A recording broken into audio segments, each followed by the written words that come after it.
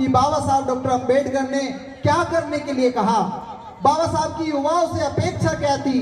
18 मार्च 1956 को आगरा के रामलीला मैदान में आए थे तो बाबा साहब डॉक्टर अंबेडकर की आंखों में आंसू थे। उन्होंने कहा कि मुझे मेरे पढ़े लिखे लोगों ने धोखा दिया। वहां पर युवा भी बाबा साहब को सुनने के लिए आए थे। उन युवाओं ने बाबा साहब ने उन युवाओं को कहा कि मेरी युवाओं से अपील है, अपने समाज को जगाने का काम करो। लेकिन आज हम क्या देख रहे हैं, युवा कोई जगाने का काम नहीं कर रहे। वो सिर्फ और सिर्फ बाबा साहब के जातिवादी गानों पे, जिस महापुरुष ने, जिस महामानव ने पूरा जीवन जातिवाद को समाप्त करने के लिए लगा दिया, आज फिल्मी गाने बनाए जा रहे हैं उस जाति के नाम पर और लिखते हैं द ग्रेट जातव, द ग्रेट चमार। और समता बुद्ध विहार जो कमेटी है दादरी की, आप लोगों ने बहुत सुंदर कार्यक्रम यहाँ पे आप लोगों ने सजाया और विश्व रत्न बोधिसत्व बाबा साहब डॉक्टर भीमराव अंबेडकर जी के चरणों में भी नतमस्तक करते हुए, क्योंकि अभी उनकी 135वीं जयंती गई है। और आप लोगों ने देखा होगा कि जब बाबा साहब का फोटो होता है तो बाबा साहब के फोटो से ऊंचा जो फोटो होता है वो महामानव तथागत गौतम बुद्ध का होता है। तो ऐसे महामानव तथागत गौतम बुद्ध को भी हम नमन करते हैं, जिन्होंने पूरे विश्व में शांति का संदेश दिया, मानवता का संदेश दिया। और अभी प्रोफेसर अरुण कुमार साहब कह रहे थे कि करुणा के सागर महाकारुणी तथागत गौतम बुद्ध। तो करुणा किसको कहते? करुणा कहते दया करने वाला। ऐसा दया करने वाला तथागत गौतम बुद्ध को जब उनकी महापरिनिर्वाण हुआ था, डेथ हुई थी, तो एक नाई था, उसने तथागत गौतम बुद्ध को अपने घर पर आमंत्रित किया भोजन के लिए। जैसे हम भिक्षुओं को भोजन दान करते हैं या जैसे हम लोग यहाँ पे हैं तो हमें भी अभी भोजन दान किया गया। तो तथागत गौतम बुद्ध को भी भिक्षु जो नाई थे उन्होंने अपने घर पे खाने के लिए आमंत्रित किया। तो उन्होंने मशरूम खिलाई और उस मशरूम में जहर था। क्या था? जहर था। जहर होने के बावजूद भी तथागत गौतम बुद्ध को पता था कि ये जो मेरा घर पे बुलाकर जो मुझे भोजन दे रहा है उसमें जहर है। तो उन्होंने उसका निरस्कार नहीं किया, उसे मना नहीं किया। जो उसने दिया तथागत गौतम बुद्ध ने उसको स्वीकार कर लिया और खा लिया। उसके बाद कुछ ही समय बाद तथागत गौतम बुद्ध की डेथ हो गई। तो तथागत गौतम बुद्ध ने उसे आशीर्वाद दिया, अप दीपो भव, अपना दीपक स्वयं बनो। और तथागत गौतम बुद्ध, हम लोग कोई हमें मारने की यदि कोई चेष्टा करे, कोई हमें मारने का, हम तुरंत उस पर प्रहार करते हैं। ऐसे महामानव तथागत गौतम बुद्ध जिसने अपनी मृत्यु को भी त्याग दिया, ऐसी करुणा करने वाले महामानव तथागत गौतम बुद्ध को हम नमन करते हैं। और बात आई अभी 2570वीं त्रिविध बुद्ध पूर्णिमा जो हम सेलिब्रेट कर रहे हैं। त्रिविध इसलिए कहा जाता है कि उसी दिन, पूर्णिमा के दिन तथागत गौतम बुद्ध का जन्म हुआ था। उसी दिन, पूर्णिमा के दिन ही तथागत गौतम बुद्ध को बुद्धत्व प्राप्त हुआ, ज्ञान प्राप्त हुआ। और पूर्णिमा के ही दिन तथागत गौतम बुद्ध की डेथ हुई, मतलब महापरिनिर्वाण हुआ।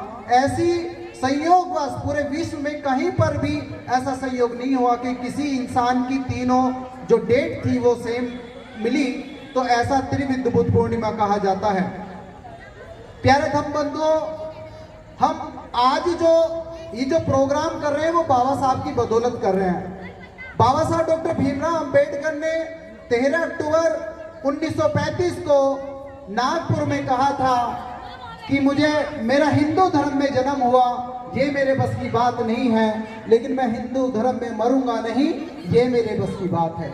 1935 में बाबा साहब डॉक्टर अंबेडकर ने ये घोषणा की थी और 1956 को बाबा साहब डॉक्टर अंबेडकर ने नागपुर की दीक्षा भूमि में अपने 10 लाख अनुयायियों के साथ बौद्ध धर्म की दीक्षा ग्रहण की।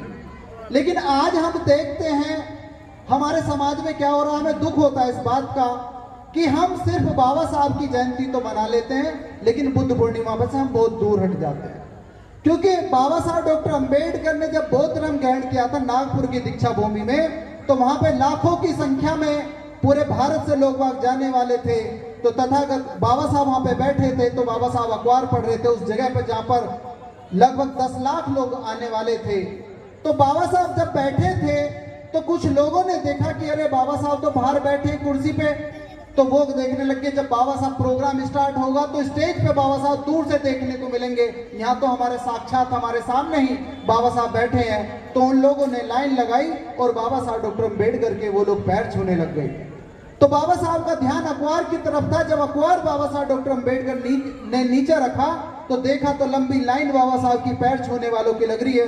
तो आपने देखा होगा लास्ट मोमेंट में बाबा साहब डॉक्टर अम्बेडकर डंडे से चलते थे, तो बाबा साहब डॉक्टर अम्बेडकर ने वो डंडा उन लोगों के ऊपर फेंक कर मारा तो वहां भगदड़ मच गई। एक पत्रकार बाबा साहब डॉक्टर अम्बेडकर के बराबर में बैठे थे, उन्होंने कहा कि बाबा साहब डॉक्टर भीमराव अम्बेडकर, आपको मानने वाले आपको भगवान की तरह आपके चरण स्पर्श कर रहे हैं, आपको पूज्य बना रहे हैं, लेकिन मैं क्या देख रहा हूं, आप इन्हें आशीर्वाद देने के बजाय आपने उनकी तरफ डंडा क्यों फेंक दिया। तो बाबा साहब डॉक्टर अम्बेडकर ने कहा कि ये मेरे मरने के बाद ये सिर्फ मेरी जयंती बनाएंगे, ये साल के 365 दिन में सिर्फ एक दिन जिंदाबाद मुर्दाबाद बाबा तेरा मिशन अधूरा हम सब मिलके करेंगे पूरा।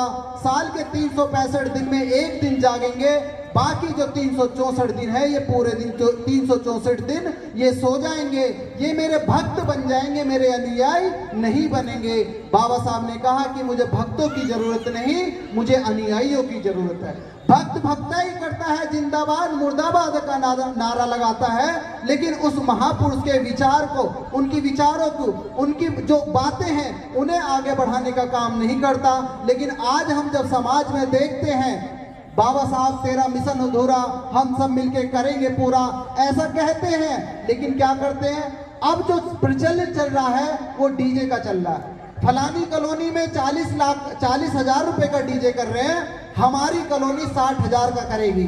वो 60,000 का करे तो दूसरे गांव के 70,000 का करेंगे। तो बाबा साहब की विचारों को कुचलने का काम यदि कोई कर रहा है तो आज के युवा कर रहे हैं। वो नशे का पालन करते, नशा करके उसके बाद नारा लगाते, नील उछालते हैं। उन्हें बाबा साहब के विचारों से कोई नहीं मतलब, सिर्फ बाबा साहब के विचारों की हत्या करने का काम कर रहे हैं। बाबा साहब डॉक्टर अम्बेडकर ने कहा कि जिस दिन मेरा संविधान मर गया उस दिन समझना है कि मैं मर गया, इसलिए आपको संविधान को बचाना है। हमारे संविधान के लोगों की पढ़ने की तो बहुत दूर की बात, उनके घर तक में भी संविधान नहीं है। तो हम लोगों को, स्पेशली मैं युवाओं को टारगेट कर रहा हूं कि बाबा साहब डॉक्टर अम्बेडकर ने क्या करने के लिए कहा, बाबा साहब की युवाओं से अपेक्षा क्या थी। 18 मार्च 1956 को आगरा के रामलीला मैदान में आए थे तो बाबा साहब डॉक्टर अम्बेडकर की आंखों में आंसू थे। उन्होंने कहा कि मुझे मेरे पढ़े लिखे लोगों ने धोखा दिया। वहां पर युवा भी बाबा साहब को सुनने के लिए आए थे। उन युवाओं ने बाबा साहब ने उन युवाओं को कहा कि मेरी युवाओं से अपील है कि पढ़ाई कंप्लीट करने के बजाय, छोटी मोटी नौकरी करने के बजाय अपने समाज को जन जागृति का काम करो, अपने समाज को जगाने का काम करो। लेकिन आज हम क्या देख रहे हैं, युवा कोई जगाने का काम नहीं कर रहे, वो सिर्फ और सिर्फ बाबा साहब के जातिवादी गानों पे, जिस महापुरुष ने, जिस महामानव ने पूरा जीवन जातिवाद को समाप्त करने के लिए लगा दिया, आज फिल्मी गाने बनाए जा रहे हैं उस जाति के नाम पर और लिखते हैं the great Jatav, the great चमार।